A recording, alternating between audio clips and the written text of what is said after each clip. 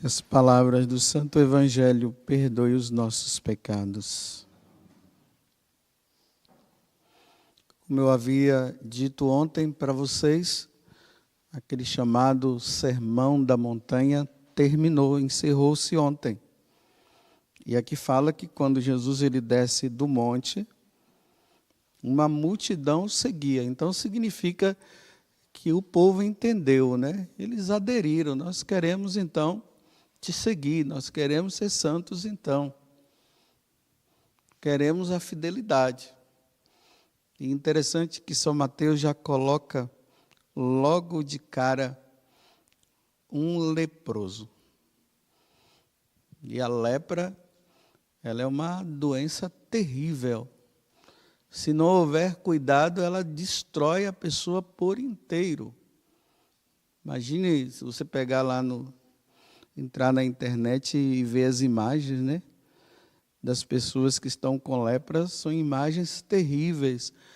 Pessoas que perderam o nariz, outras que perderam os dedos e perdeu a mão, outras que o pé já está todo carcomido, já não tem mais jeito.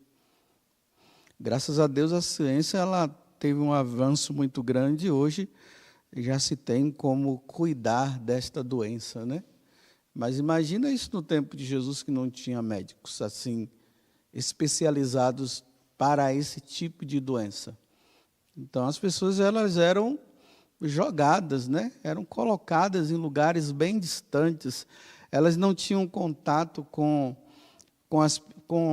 a sociedade. Eu fico imaginando um filho que não podia ter contato mais com seus pais, ou vice-versa, ou um esposo que amava tanto a esposa e não podia ter contato, porque eram colocados lá e vamos ver o que é que vai dar. Se acontecer algum milagre, então vai lá no sacerdote, como Jesus pediu agora, para confirmar, né? O sacerdote olhava e dizia: olha, está ok, você foi curado, pode voltar para a sociedade de novo, ao convívio normal.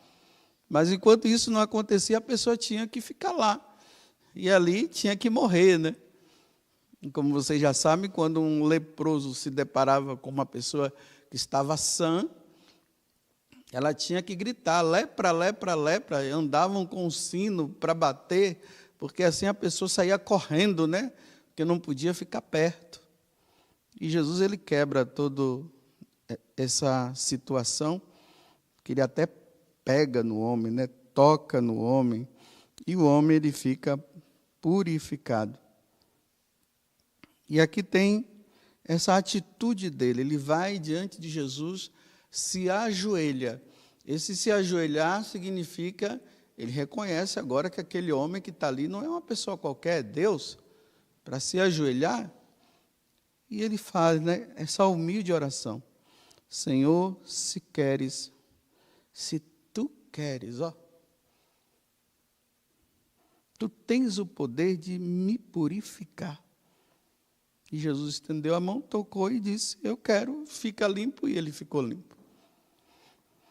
Então a Sagrada Escritura, quando fala das enfermidades físicas, ela também está se referindo às enfermidades espirituais.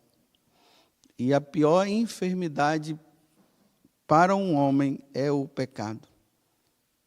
O pecado ele faz a mesma coisa que a lepra faz num corpo, destrói o corpo. O pecado destrói a alma. Por isso que nós não podemos de maneira nenhuma permanecer no pecado. Nós não vemos o estrago que o pecado causa na nossa alma. Nós vemos o que a doença causa no corpo, mas na alma nós não vemos, nós não enxergamos. E o pecado ele vai destruindo a nossa alma, vai destruindo, e no dia que nós morremos, que nós vamos prestar contas diante de Deus, aí não tem mais solução. A solução é agora, é nesse tempo presente. Pecado não é purificado, não é retirado pós-morte. É só antes da morte. Imagina, né? A dona de casa, você vê como é que é. Limpa, limpa, limpa. No outro dia está tudo sujo de novo. É incrível, tem sempre aquela bendita ou maldita poeirinha que fica. Se você varre a casa, e daqui a umas 2, 3 horas você vai varrer, tem sujeira lá. É incrível. Imagine a dona de casa que não tem zelo. Ela começa a dizer assim, não vou mais varrer a casa, não. Tudo bem, não varra a casa que você vai ver. Vai virar um chiqueiro. Os ratos virão. As baratas também virão. Todo tipo de bicho virá. Se você não cuidar, se eu não cuidar dessa questão da minha alma, porque a nossa alma, meus irmãos, ela precisa voltar àquela limpidez lá do paraíso. A alma de Adão e Eva era limpa, cristalina. Não tinha nenhuma sujeira.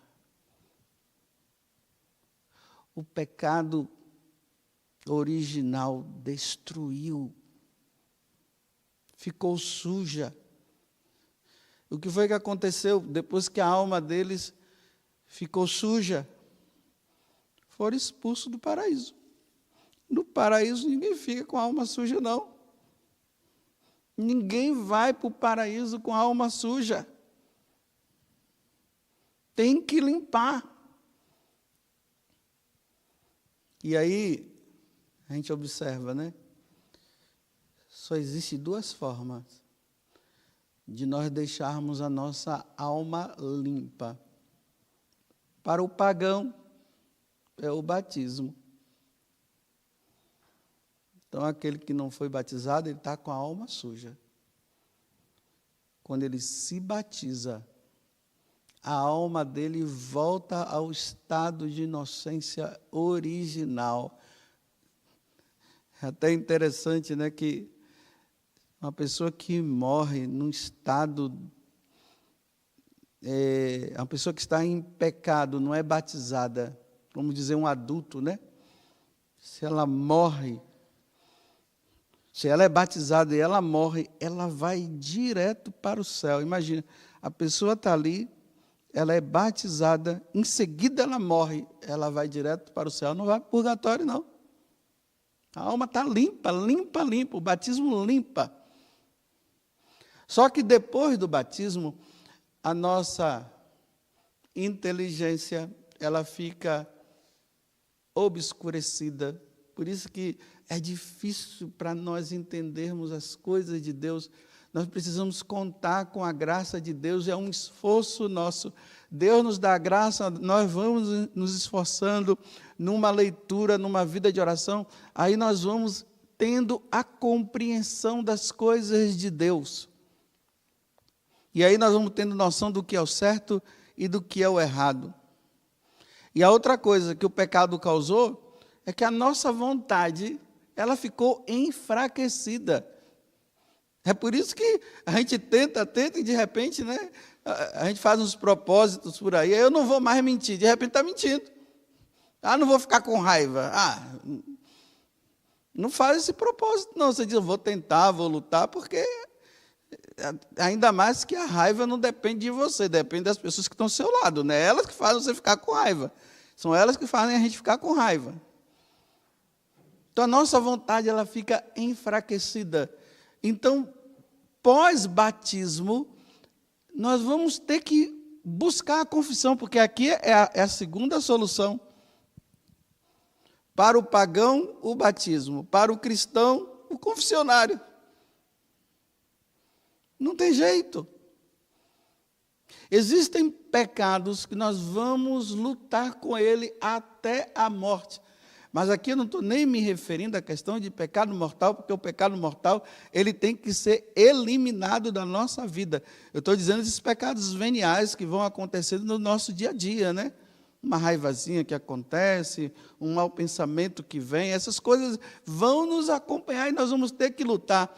Aí o diabo, muitas vezes, ele diz assim, você não vai conseguir não. Para quê? Para você parar de se confessar e acumular, porque um pecado venial acumulado, ele pode se tornar mortal. E é isso que o demônio faz. Então, como aquela poeira, né, que fica ali em cima da mesa, a mulher passa o pano, depois passa aquele óleo, aí bate assim e diz, está limpinho. Nossa, dá uma olhada assim, está brilhoso. Passa algumas horas, ela vai dar uma olhada lá, aí está sujo de novo. Assim o pecado na nossa vida, a lepra. Por isso que é bom que nós coloquemos objetivos na questão da confissão. Né? Tem pessoas que dizem assim, uma vez por mês dá para mim. Ainda mais que eu não estou caindo em pecados mortais, uma vez por mês dá para fazer essa limpeza. Tem outros que dizem, não, para mim tem que ser de 15 em 15 dias. Tem outros que dizem uma vez por semana. Imagina, diz que Dom Bosco, tinha outros lá que se confessavam todo dia. Queriam estar sempre com a alma limpa. Não podia de maneira nenhuma ficar suja. Porque Deus ele tem o poder de fazer com que a nossa alma ela volte ao estado original. Quando a nossa alma volta ao estado original, nós podemos dizer que estamos prontos para entrar no céu. Se não estiver, não tem como a gente entrar. E aí entra aquilo, né, que eu sempre falo aqui para vocês, é sempre bom relembrar, pecado mortal leva para o inferno, venial para o purgatório, mas está salvo, leva um tempo. Aí é Deus que vai determinar o tempo que aquela alma vai ter que passar pela purificação, é Deus quem determina. E se morre sem pecado, vai direto para o céu. Mas que estado de lepra você está? Tem pessoas que estão na lepra mesmo, porque não se batizaram. É incrível, nós em pleno século XXI, nós encontrarmos pessoas adultas que não foi batizada. Primeiro por uma ignorância, porque o protestantismo, me desculpe, entrou no catolicismo e tem pais católicos com essa ideia protestante de dizer que a pessoa tem que esperar ela crescer para ela escolher a vida dela e aí ela vai escolher se ela vai se batizar ou não. Imagina você esperar o seu filho ficar grande para ele decidir. As pessoas estão morrendo antes. Tudo bem, entre aspas, né? Se a pessoa fosse morrer depois dos 100 anos, tudo bem. Mas estão morrendo antes. Como é que um católico vai ficar esperando o seu filho para batizar quando ele crescer? Porque é ele que tem que escolher. Enquanto que se pode o pai e a mãe já introduzir o seu filho no caminho da santidade. Tudo bem se lá no futuro ele resolver ser até o problema dele, mas a parte os pais fizeram. Que bonito, né? Antigamente os pais eram assim, a mãe dava à luz, porque não ficava cortando barriga também, né?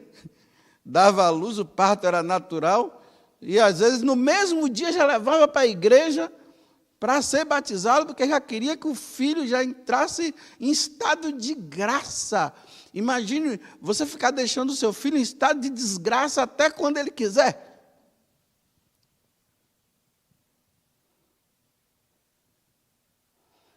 E graças a Deus na Igreja Católica nós temos isso. Mas como eu estava dizendo, meu Deus do céu, você anda por esse mundo aí, você encontra pessoas adultas que não foram batizadas. E nós encontramos católicos que há anos não se confessam, porque dizem que não precisa se confessar, não vou me confessar com um padre pecador. E não confessam? Não, eu me confesso no quarto. Que garantia você tem que realmente Deus concedeu o perdão a você? A garantia é só no confessionário. Só diante do sacerdote, não tem outro jeito. E o demônio, ele vai fazendo com que nós esqueçamos que nós necessitamos da confissão, porque nós precisamos estar em estado de graça o tempo todo. Esses dias lá o seminarista contando, né? Quando eu falei para eles, dizendo assim, vai lá que durante a noite você cai em pecado mortal, né? E não encontra um padre, aí depois morre, e depois todo mundo vai dizer assim, era um santo e morreu em pecado mortal. Aí eu faço assim, ficam tudo pensando, né? E é para pensar mesmo. Aí quando foi no dia seguinte, um dos seminaristas disse assim, padre, aqui numa cidade bem próxima, aconteceu um fato que eu me lembrei do Senhor. Aí ele disse, o quê? O que foi que aconteceu? Ele disse, um homem estava trabalhando lá, eu não sei se foi numa loja, eu não sei onde é que foi. Aí ele disse que tinha um elevador assim, uma ponte, ele falou de ponte, mas eu não entendi direito a coisa, que ele tinha o controle na mão, e era aquilo que fazia subir e descer. E ele estava fazendo a manutenção lá, e ele foi com o controle. E de repente ele estava lá fazendo a manutenção, né? De repente ele, sem querer, ele apertou. O negócio subiu e esmagou ele. Ele morreu esmagado. Aí vem aquela perguntinha que eu sempre faço, né? A questão não é ele ter morrido esmagado. A questão é como ele morreu, em que estado estava a alma dele, ele estava em estado de graça ou não, quanto tempo fazia que essa pessoa não se confessava, ela ia na igreja, ela recebia os sacramentos, ela tinha realmente uma vida de oração. Eu ainda perguntei para ele, gritou? Aí, eu não sei, pai, desses detalhes eu não sei. Aquele homem esperava, saindo de casa, não sei se é casado, não sei, saiu de casa para trabalhar, ele sabia que ele não iria retornar mais. Não retornou mais. Mas como ele morreu? Aonde ele está? A alma desse homem está aonde? Está no purgatório? Está no inferno? Ou está no céu?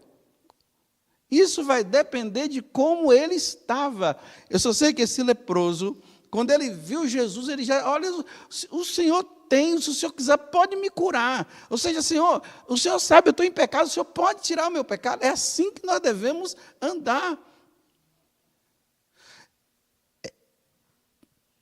Uma das maiores preocupações que nós devemos ter é do estado que a nossa alma está. Se ela está em pecado ou não. E se tiver, é preciso solucionar imediatamente. Termino com mais uma história. Em Lourdes, lá conhecida, né, como os grandes milagres que acontecem em Lourdes, da aparição de Nossa Senhora para Bernadette, um homem era católico, mas não praticava, não rezava, não se confessava, não fazia nada. Mas ele foi visitar Lourdes, né? Então, chegando lá, muitos peregrinos para lá e para cá, andando para lá e para cá, e ele ali, ele encontrou um padre. E ele disse, Senhor padre, eu estou aqui com um dinheiro, e uma pessoa me pediu que é para o senhor colocar na missa pela alma de tal pessoa. O senhor poderia fazer isso? Aí o padre disse, meu filho, nós padres não precisamos desse dinheiro. mas eu estou preocupado com a sua alma. Você vai se confessar? Aí ele, já vem vocês com essa história de confissão. Eu já tinha dito que eu vim aqui e a única coisa que eu não queria saber aqui era de me confessar, e já veio o senhor com essa história de confissão. Aí o padre disse, meu filho, não tem problema não, venha cá. Venha, me siga, vamos ali na gruta. Aí chegou lá, né, tem o rio Gap, né, o Gave, não sei. Estava o rio lá, e do lado de cá, né, estava a gruta e aquele monte de gente rodando. Aí o padre disse, vem cá. Ele pegou a chave e entrou na gruta. Aí o padre mostrou para ele a imagem de Nossa Senhora. Aí a pergunta que ele fez foi, o que a gente faz aqui dentro? Aí o padre disse, aqui, meu filho, a gente só reza. Aí o padre se ajoelhou e ele acompanhou o padre e se ajoelhou também. Aí veja como o homem vai sendo tocado pela graça de Deus, né? Se foi por respeito humano ou não, só sei que ele se ajoelhou junto com o padre. Quando o padre viu, disse, opa, aqui tem coisa boa. Então ele se ajoelhou e ele fixou, e ficou lá. Enquanto ele rezava, o padre disse, minha Virgem Maria, cuida desse homem, esse homem precisa se confessar. Esse homem não pode morrer na condição que ele está. Aí, de repente, rezou, aí o padre disse assim, você não quer se confessar? Ele, padre, se for me confessar, eu vou ter que fazer uma preparação de 1 ano, porque é muito pecado que eu tenho. Mas ele já estava sendo tocado pela graça de Deus. Aí o padre disse assim, não, meu filho, aqui junto com Nossa Senhora as coisas são feitas com mais rapidez. Não precisa esperar tanto tempo, não. Em poucos minutos nós resolvemos a sua vida agora. Ele disse, então tá bom. E aí o homem se confessou. E aí o que resta é o seguinte, aqueles pecados ficaram ali. Só Deus é quem sabe o que aquele homem confessou. Mas aquele homem entrou com a alma suja e saiu com a alma limpa. Porque uma das coisas que o padre tinha falado com ele lá no início foi, meu filho, como é que a gente vem em Lourdes cheio de pecado e sai daqui com pecado, meu filho? Não pode, não. Primeiramente, pensamos no dia de hoje, que sejamos tocados pela graça. Qual é a sua lepra que precisa ser tirada? Segunda, rezem por nós sacerdotes, para que tenhamos paciência para atender confissões, porque nós precisamos atender confissões. Infelizmente, o demônio colocou no coração de muitos sacerdotes que ninguém precisa mais se confessar, porque não existe pecado. E aí, muitos padres não querem atender confissão, porque não tem mais pecado, não existe pecado. E o pecado permanece. Para que nós, sacerdotes, sejamos tocados e possamos fazer aquilo que é a nossa missão, salvar almas. As almas são salvas no confessionário. Elas são tocadas no púlpito, mas no confessionário é que elas recebem o perdão. Rezem por nós, para que nós possamos entender o que o diabo tirou do nosso entendimento.